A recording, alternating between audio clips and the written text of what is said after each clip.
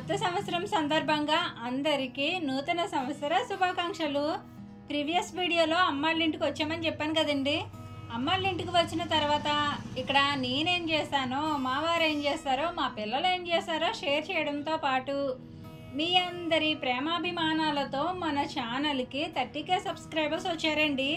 ఆ హ్యాపీనెస్ని కూడా ఈ వీడియోలో మీతో షేర్ చేసుకుంటాను. 2024లో మేము వరి, పెసలు, మినుములు వేసామని చెప్పాను కదండి. ఆ వేసిన పంట అంతా డిసెంబర్ మంత్లో చేతికి అందొచ్చిందండి. అవి హార్వెస్ట్ చేయడానికి మేము అమ్మాళ్ళ ఇంటికి వచ్చాము. డిసెంబర్ 24న మేము అమ్మాళ్ళ ఇంటికి వెళ్ళామండి. డిసెంబర్ 29న తిరిగి మళ్ళీ మా ఇంటికి వచ్చాము.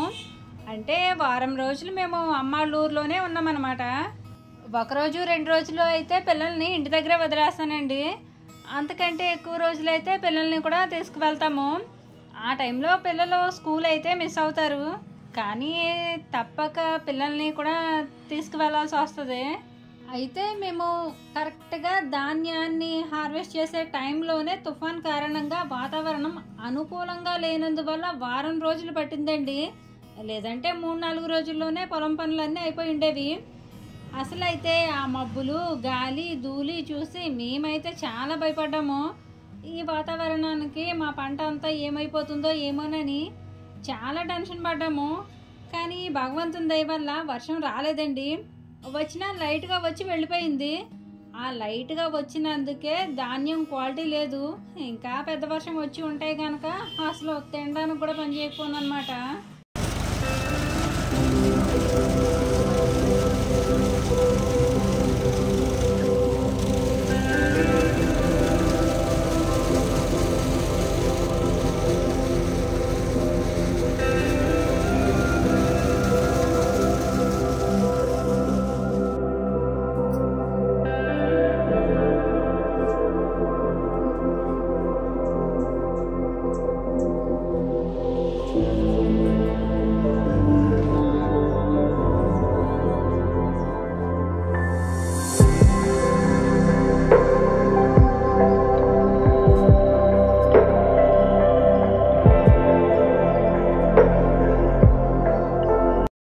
అమ్మాళ్ళ ఇంటికి వచ్చిన తర్వాత పొలం పనులన్నీ మావారు చూసుకుంటే అమ్మాళ్ళ ఇంట్లో సంక్రాంతి పనులన్నీ నేను చేశాను.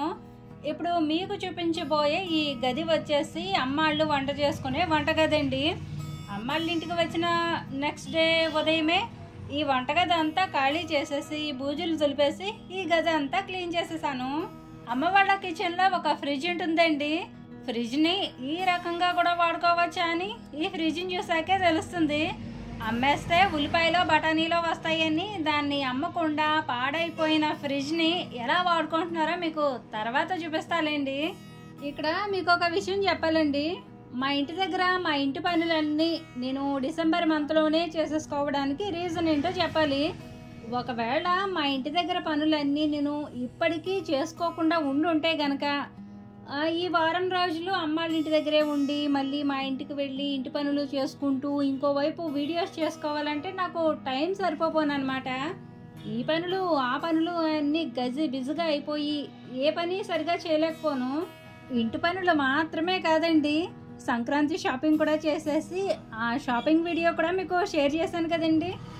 ఎందుకు ఇలా అంటే ఈ టైంలో సంక్రాంతి పండగకి ఇల్లు శుభ్రం చేసుకోవడంతో పాటు మాకు పొలం పనులు కూడా ఉంటాయండి. అందుకని ముందుగానే మా ఇల్లు అంతా శుభ్రం చేసేసి పెయింట్ వేసేసి ముగ్గులు పెట్టేసి షాపింగ్ కూడా చేసేసాను. ఇప్పుడు అమ్మ వాళ్ళ ఇల్లు కూడా శుభ్రం చేసేస్తున్నాను. అమ్మ వాళ్ళ ఇల్లు కూడా ఎందుకు చేసేస్తున్నానంటే దానికి 2 కారణాలు ఉన్నాయండి.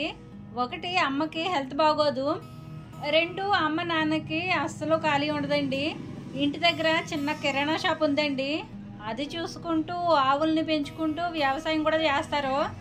నేనుండగా కొంచెం అమ్మ వాళ్ళకి హెల్ప్ చేస్తే వచ్చేది సంక్రాంతి కాబట్టి ఈ టైంలో వ్యాపారం కొంచెం బాగుంటుంది కాబట్టి ఇంటి పని మానేసి వ్యాపారం చూసుకుంటే బాగుంటుందని నేనే చేసేస్తున్నాను. ఇలా ఈ ఫ్రిడ్జ్ క్లీన్ చేసేసిన తర్వాత ఇంకో గది కూడా శుభ్రం చేసేసానండి. ఈ గదిలో వ్యవసాయానికి సంబంధించిన వస్తువులు, ఆవులకు పెట్టే దానా, బియ్యం లాంటివి పెట్టుకోవడానికి అమ్మ వాళ్ళు ఈ గదిని ఒక స్టోర్ రూమ్లో వాడుకుంటారు. ఓ 10 సంవత్సరాల క్రితం అమ్మ వాళ్ళది తాటకిల్లండి. ఇల్లంతా మట్టితో కట్టిన ఇల్లే. అందుకని గోడలు ఎక్కడ చూసినా పెచ్చులుగా ఊడొచ్చేసి ఉంటాయి. ఆ ప్యాచ్ వర్క్ అంతా నాన్న పండగల టైంలో మట్టితో మెత్తేసి తర్వాత వాటికి సున్నం వేసి కవర్ చేస్తారు. ఇక ఈ గదిలో ఉన్నవన్నీ బయట పెట్టేసి ఈ గది అంతా శుభ్రం చేసేసాను. మేము అమ్మ వాళ్ళ ఇంటి దగ్గర వారం రోజులు ఉన్నామని చెప్పాను కదండి. నేను వారానికి 3 వీడియోస్ పోస్ట్ చేస్తాను కదండి. ఆ 3 వీడియోస్ కూడా నేను ముందుగానే షెడ్యూల్ చేసుకొని అమ్మ వాళ్ళ ఇంటికి వెళ్ళాను. ఎందుకంటే అమ్మ వాళ్ళ ఊర్లో నెట్వర్క్ ఉండదు. పైగా నాకు ఈ పొలం పనుల వల్ల ఖాళీ ఉండదని ముందుగానే వీడియోస్ షెడ్యూల్ చేసుకున్నాను. ఆ వారం రోజులు మీరు కామెంట్స్ ఏం పెట్టారో, ఛానల్ గురించి అసలు ఏం తెలుసుకోవాలన్నా ఏమీ తెలీదు. అమ్మ వాళ్ళ ఇంటికి వెళ్ళేటప్పుడు 29K సబ్స్క్రైబర్స్ ఉన్నారండి. సిగ్నల్లోకి వచ్చి చూస్తే 30K ఉన్నారు.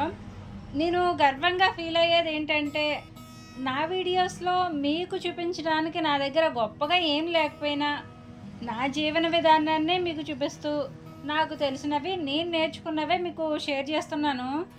మీ అందరి సపోర్ట్తోనే నేను 0 నుండి 30K వరకు వచ్చానండి. యూట్యూబ్లో ఒక మంచి ఛానల్గా గుర్తింపు పొందాను. మీ అందరి ఆదర అభిమానాలని పొందాను. నాకంటూ ఒక సంపాదనను క్రియేట్ చేసుకున్నాను. మనం ఏ స్థాయిలో ఉన్నా మన మాటల్ని బట్టి మన స్థాయి ఉంటుందని కూడా ప్రూవ్ చేసుకున్నాను. 2024లో డిసెంబర్ 16వ తారీఖున నేను నా జీవితంలో ఎప్పటికీ మర్చిపోలేనండి. నా జీవితంలో ఇప్పటి వరకు ఒక గుర్తింపు వచ్చింది అంటే అది 2024లోనేనండి. నేను యూట్యూబ్ ఛానల్ పెట్టక ముందు నేను ఎవరికైనా ఏమైనా చెప్తే అవి తప్పుగానే కనిపించేవి. నా ఇష్టాలను షేర్ చేసుకోవడానికి నాకంటూ ఫ్రెండ్స్ ఎవ్వరు లేరండి. అందరిలో ఉన్న ఒంటరిగానే ఫీల్ అయ్యేదాన్ని. ఫ్యామిలీ పరంగా అంతా హ్యాపీగానే ఉన్న కొన్ని విషయాల్లో మా వాళ్ళకి నాకు వాదన వచ్చేది. ఇప్పుడు నేను వేటి గురించి వాదించే అవసరమే లేదండి. నేనేం చెప్పాలనుకుంటున్నానో, ఎలా ఉండాలనుకుంటున్నానో, ఎలా ఉండకూడదు అనుకుంటున్నానో ప్రతి ఒక్క విషయాన్ని మీతో షేర్ చేసుకుంటున్నాను. నాలాగే ఆలోచించే వాళ్ళు మీలో కూడా ఉన్నందుకు యూట్యూబ్ కూడా నాకు ఒక మంచి ఫ్యామిలీ అయ్యింది. సంధ్య గారు, సవిత గారు, పద్మక్క, ప్రమిళ గారు, మౌనిక గారు ఇలా నాకు యూట్యూబ్ ద్వారా మంచి మంచి వాళ్ళందరూ ఫ్రెండ్స్ అయ్యారు.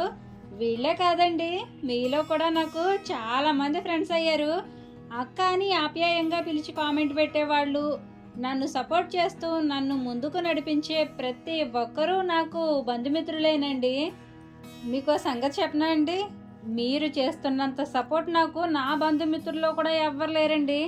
ఒకవేళ ఉన్నారు అంటే అది మా అత్తయ్య, మా వారు, మా అమ్మ నాన్న మాత్రమేనండి. అంటే వాళ్ళ సపోర్ట్ అయినా నాకు జస్ట్ వీడియోస్ చేసుకోవడానికి పర్మిషన్ ఇచ్చారు. బ్యాక్గ్రౌండ్ వర్క్ అంతా నేనే చేసుకుంటాను. ఛానల్ పరంగా అయితే నాది స్వయం కృషేనండి. ఓకేనండి, ఈ గది అంతా ఖాళీ చేసేసి బూజులు దులిపేసి సున్నం వేసేసి గది అంతా శుభ్రం చేసేసాను. ఈ గదిలో ఉన్న ఇంజన్ రీసెంట్గా మేమే కొన్నామండి. మీకోసారి ఈ నెలలో 25,000 ఖర్చు అయిందని చెప్పాను కదండి. ఆ ఖర్చు ఇంజన్ కొనడానికే అయింది. ఇక నేను ఇంటి దగ్గర పని చేసుకుంటే మా వారు పొలంలో పనిచేశారు. తుఫాన్ టైంలో వర్షం వచ్చిందండి. ఆ వర్షానికి ధాన్యం తడిసిపోవడం వల్ల ధాన్యాన్ని ఎండలో ఆరబెట్టాల్సి వచ్చింది. పంట పండాల్సిన టైంలోనేమో వర్షం లేక ఇంజన్ కొని పొలానికి నీరు పెట్టాల్సి వచ్చింది. ఇప్పుడు పంట చేతికి వచ్చే టైంలోనేమో వర్షం వచ్చి పంట తడిసిపోయింది. అతివృష్టి అనావృష్టి అంటే ఇదే అన్నమాట. వర్షం వల్ల ధాన్యం క్వాలిటీ అయితే లేదండి. అదృష్టం ఏంటంటే మేము వేసిన పంట అంతా సొంతానికేనండి, అమ్మడానికి అయితే కాదు. ఇక్కడ మీకు చూపించే ఈ ధాన్యపు బస్తాలన్నీ మావండి. ప్రస్తుతం ఎండలో ఆరబెట్టే ధాన్యం అంతా అమ్మవాళ్ళది. కలిసి పండించుకున్న ఎవరి ఖర్చులు వాళ్ళవేనండి. అందుకని అమ్మ వాళ్ళ ధాన్యం, మా ధాన్యం సపరేట్గానే పెట్టుకున్నాం. లక్కీగా తుఫాన్ వచ్చి వర్షం ఎక్కువగా లేనందువల్ల ఈ పంట అంతా మా చేతి వరకు వచ్చింది కానండి. లేదంటే 3 నెలల కష్టం 3 రోజుల్లోనే ఆవిరైపోను. మా అమ్మ వాళ్ళ ఊరికి మా ఊరికి 70 కిలోమీటర్లని మీకు చాలాసార్లు చెప్పాను కదండి. ఇంత దూరం ప్రతిసారి అప్ అండ్ డౌన్ జర్నీ చేసి మా వారు డ్యూటీలు మానేసి ఎన్నో ఇబ్బందులు పడుతున్నా ఇక్కడికి వచ్చి వ్యవసాయం చేయడానికి గల కారణం మాకు ఇలాంటి లైఫ్ అంటే చాలా ఇష్టమండి. పచ్చని ప్రకృతిలో ఇలా ప్రశాంతంగా బ్రతికితే చాలని ఎంతో ఇష్టంతో మేము వ్యవసాయం చేస్తున్నాం. మా పిల్లలు పెద్ద పెద్ద చదువులు చదువుకొని రిచ్గా బ్రతకకపోయినా పర్వాలేదండి. అలాగే మాకున్న పొలంలో వ్యవసాయం చేసుకుంటూ ఈ ప్రకృతి ఒడిలో అన్ని జీవరాశులతోనూ హాయిగా ఉంటే చాలు.